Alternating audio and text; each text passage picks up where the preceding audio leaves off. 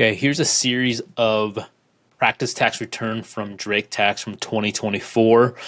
I've created fake tax documents, and I'm going to walk through how I would imagine this process would be if I picked up this client and I gave a staff or myself the actual tax document. So I'm using this as a tax organizer, which is all of the information that hopefully the client would provide for you, such as where they're from, are they single, are they married, do they have kids or driver's license, and anything else that could be useful. So first,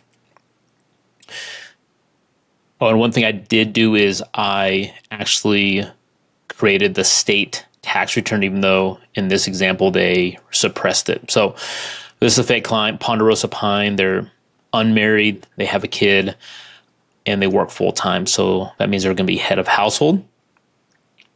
And there's some other information that you can read through. And this is all on the Drake Tax Training website. So they only have one tax document, which would be a W-2, which they created one for you. And so this would be it.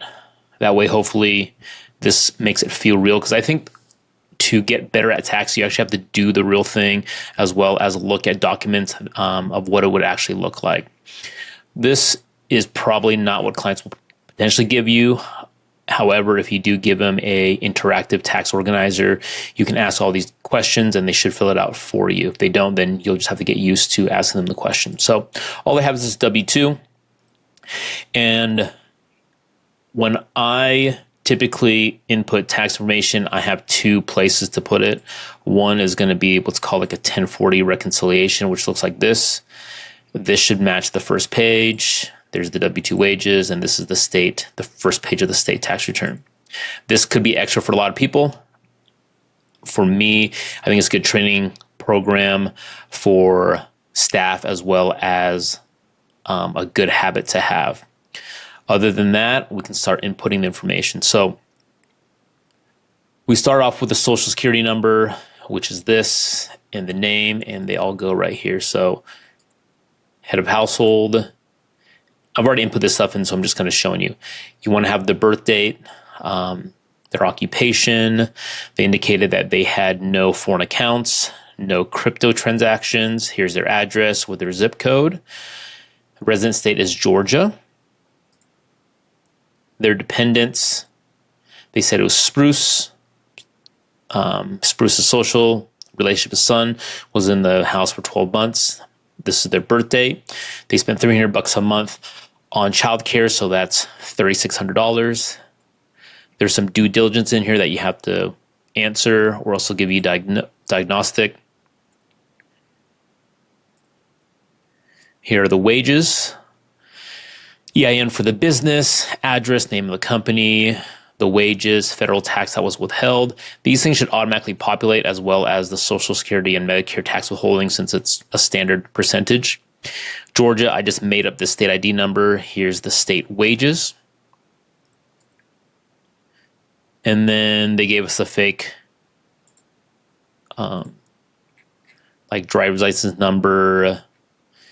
Here's the taxpayer information. Here's the dependent information. Here's the kid zone. Oh, I forgot to put the kid zone information, which would be the child care credit. Kid zone, EIN, it is not a household employee, $3,600. I guess they just use the same home address, which doesn't really matter. There's the W-2. This where it says no foreign accounts, no crypto, and that's it.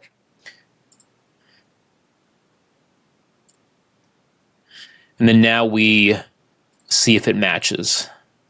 There is a solution. So what you should expect to see is, so all these tax returns have the same tax forms. So regardless of what tax software you use, it should come out on the same, or it will come out in the same tax forms. It just may look a little different. So head of household, name, address, son, social, child tax credit, wages right here.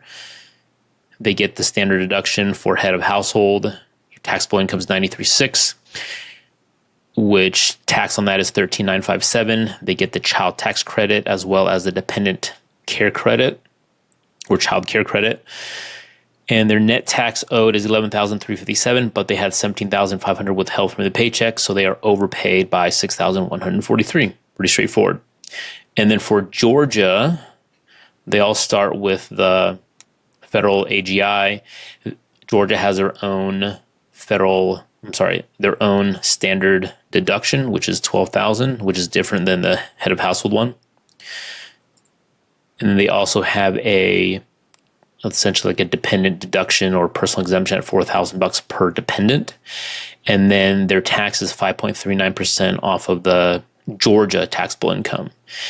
And there's also credit for the dependent care as well, but it's 30%